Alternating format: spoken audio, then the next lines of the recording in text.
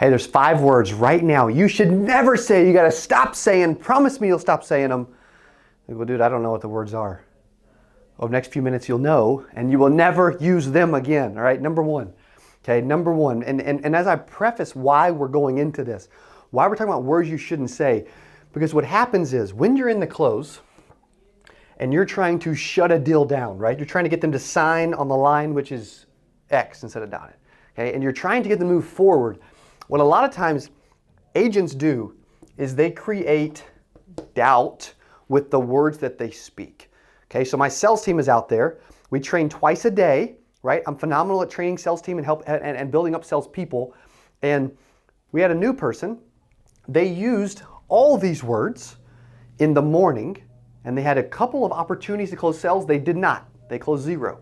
We trained on this in the afternoon. I gave them the 5 words that you're about to get, and then they stopped using these, and they immediately closed 2 deals that they probably wouldn't have closed if they had kept using these words, right? The first word is think. These words create doubt, and you need to stop using them immediately, right? So the first one is, I think this is the solution for you. I think that what we should do is apply, and this is the plan, and you're going to like this, and I'm going to help you get qualified and all this stuff. Dude, I don't think nothing, man. I'm certain this is the best option on planet freaking Earth, and I'm going to help you solve that problem with this solution. I'm not going to ask if you want to do it because you want to do it. It's the right move, and I'm going to help you do it right now. Because step 1 is to let's see if we can get you approved. What's your full legal name? Boom. I didn't need to use the word think, right? Next one is probably. This will probably help you and your family, and I could see how this would probably make sense. You know, it's like, no, there's no probably to it, right? Because what you're selling, and why you should not use these words that we're going through is because what you're selling is certainty. What you're selling is confidence. And you've got to get to where you can absolutely solve their problem with them. And a lot of times you know that you can, but they don't know that you can. Do they know that? Do they realize that? And are you creating doubt, or are you creating certainty? Right? As I'm trying to figure out how to spell that as I'm writing it. Do you create doubt, or do you create certainty? Because I promise you, you are creating one or the other. And I can tell you, you want to create this one and stop creating this one. But a lot of times we're using words and we don't even realize it. Here's the next one. Maybe, right? Well, maybe they can get qualified. That's okay as a takeaway early in the sales process, but it's not okay at the end in the close when you're trying to shut a deal down, right? Maybe, you could afford this. Maybe I can help you get this. Maybe this would be the right one for you over this one. There's no maybes. It is or it isn't, right? Start speaking confidently. Start speaking it to existence. Start future pacing, right? Start using certainty words. That shows that you're coachable, shows that you're confident, shows that you're certain, right? You want to be confident but humble, right? I'm not saying arrogant or ego or anything else, right? But using words like maybe actually don't help. And I even just thought of a bonus word that I'm going to add in a second that I'll give you the first letter of that I'm going to tell you at the end, okay? The next one, right? Think, probably, maybe, hopefully, right? There's no hoping and praying and wishing, right? We are helping them solve their problem. And the sooner you realize that, the sooner you think like that, the sooner you talk like that, and the sooner you start to embody it and believe it and know it. Not I think, not probably, not maybe, not hopefully, right? Not, I'm not really sure. You are sure, and you have to be sure. No one wants to buy from someone that they don't know is the absolute best at what they do. Nobody wants a part-timer.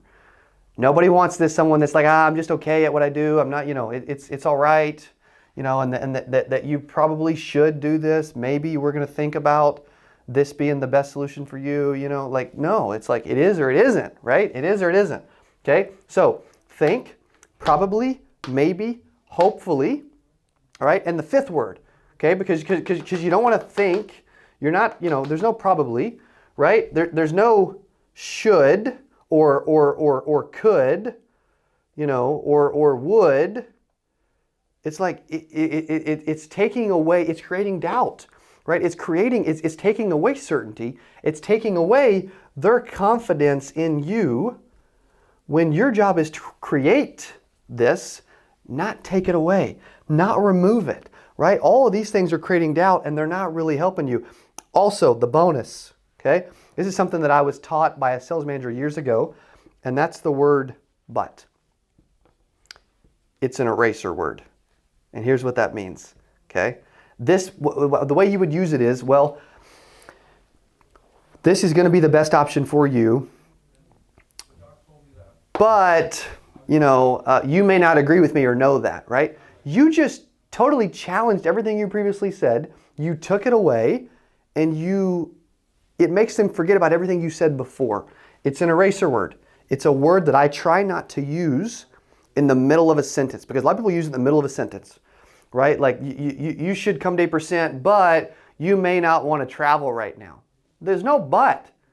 You need to come to 8%, right? You get the idea. And when you're selling, when you're using these words and then you're adding a but in the middle of it, I'm telling you, it's actually taking away, right? It's taking away, you're here, and it's taking away and diminishing what you're saying by throwing it in the middle of a sentence, right? All this stuff matters. The psychology of sales, closing, focusing on certainty, not creating doubt, never create doubt at the end, right? Because your job is to help them do business with you. Because what? Because you are solving their problem, right? You're really a problem solver. That's what we are as insurance agents. They have a problem and you have, guess what?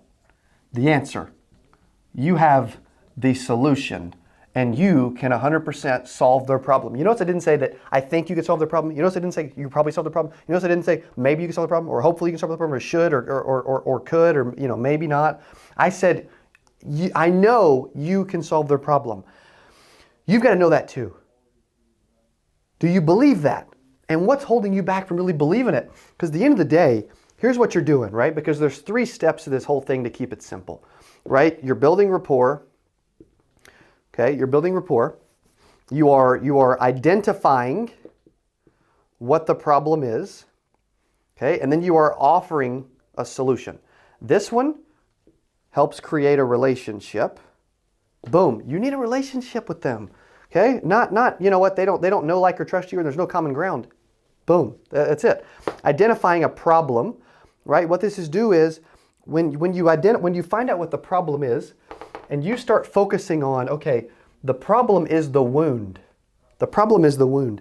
You find it, you start to rub salt in the wound, you start to go deeper into what the problem is, right? Because once you identify the problem and you spend time going deeper, and you go a dozen, 15 questions deep into that problem, guess what? It starts to build value in the solution that you're about to offer. Right? And what that does, as long as you deliver it with certainty, relationship, value, and I'll offer with certainty, and I stop using all of these words immediately, then they have more of a chance to do business with you. They will buy from you when you start to embody these steps. When you start to embody these steps, right? There's also something specifically, when you're talking about, okay, I want to build a relationship with them, I need value, I need certainty. There's also one other word that a lot of insurance agents struggle with that actually you need, or it's going to diminish their confidence, it's going to lower everything. And that one word, because if you have relationship, you have value, you have certainty, you've got a very high chance of closing the sale. Everything goes up. But the one word a lot of people forget about is engagement. You have to have engagement. They've got to feel like they're a part of the process. This can't just be you talking and have the gift of gab and you saying all the wrong words and just talking. I make sales when I talk less than the prospect. You having the gift of gab is a curse. You talking more than the prospect is going to end up with you getting a lot of think about it and call me back and please and freaking never come to my house again. Instead, what your job is to create constant engagement the whole time. Focus on building a relationship, building rapport. Focus on pumping up the value in the solution that you're going to be offering, and that when you offer it, promise me you're going to offer it with certainty instead of offering it with doubt. Okay, so at the end of the day, your job is to create certainty. Okay, so but how do you go from 30K to like this dude making $1 million? You know, like that's strong. That's what clicked. So, just first off, I think a lot of people, when they start the insurance industry or they start working in the insurance industry, they think it's to be a lot easier than it is, right? Because everyone that's trying to get you